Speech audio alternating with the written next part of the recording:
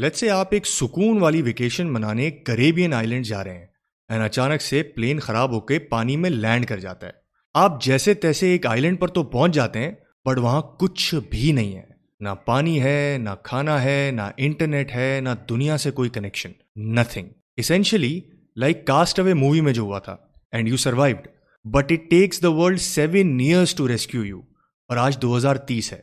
अब सोचें कि आपके साथ वाकई ऐसा हो जाए तो कहीं आपके पोर्टफोलियो में ऐसी चीजें तो नहीं हैं जो शायद आपने सट्टे में ली थी, जिनका कोई सर पैर नहीं था और आपने सोचा था कि एक हफ्ते के बाद बेच दूंगा तो हो गया ना काम। तो क्यों ना सोचें कि ऐसा पोर्टफोलियो कैसा होगा जो कास्ट अवे सिचुएशन टेस्टेड हो।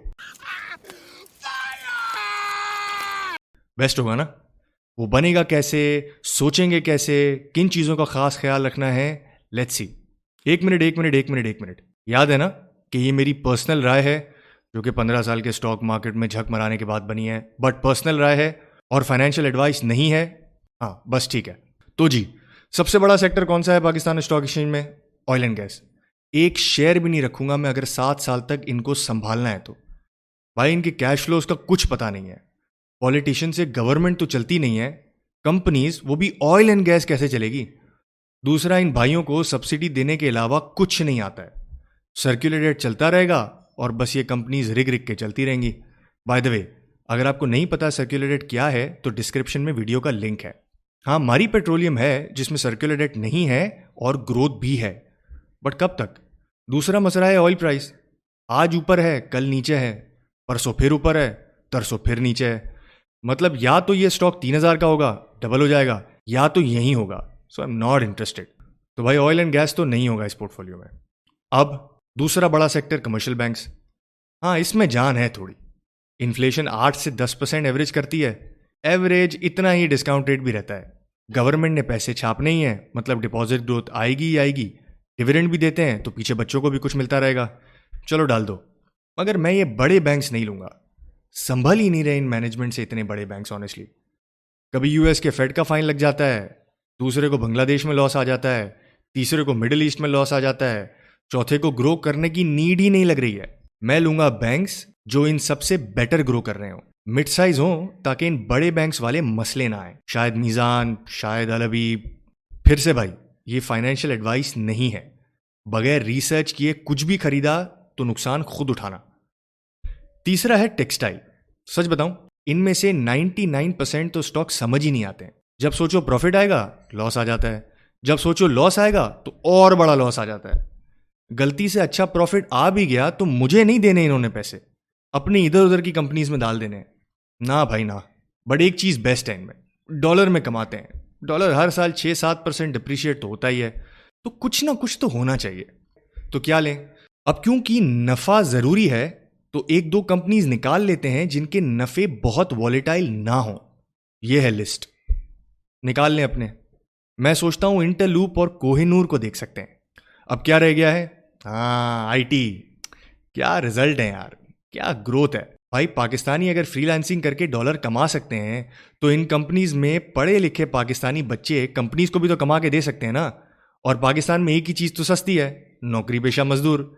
डाल देते हैं इसको भी पोर्टफोलियो में, ये भी डॉलर में कमाते हैं। बट टेक्सटाइल की तरह इन स्टॉक्स के बिजनेस मॉडल बहुत फर्क हैं।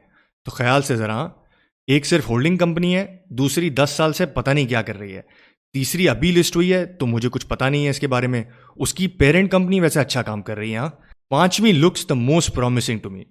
बहुत बड़ी मार्केट में सॉफ्टवेयर बेचते हैं एंड ग्रोथ भी क्लासिक है। चलो इसको भी डाल देते हैं। खाद की कंपनियां, क्या बिजनेस मॉडल है। सस्ती गैस लो, अपना 30-40% नफा रखो और बेच दो।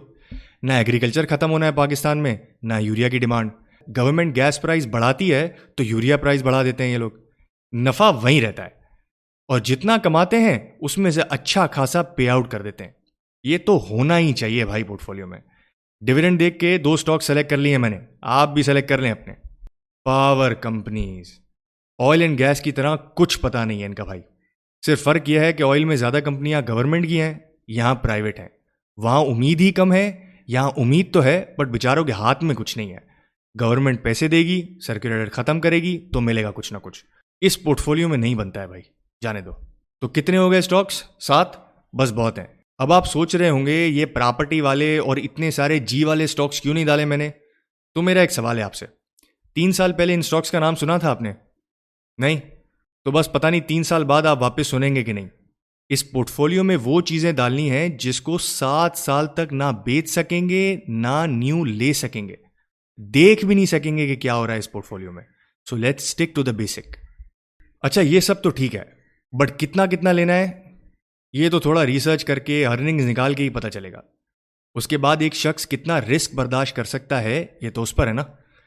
बट फिर से हम इन स्टॉक्स को देख भी नहीं पाएंगे 7 साल तक, तो 1-2 स्टॉक्स नहीं लेने, कम से कम 7-8 स्टॉक्स लेने चाहिए।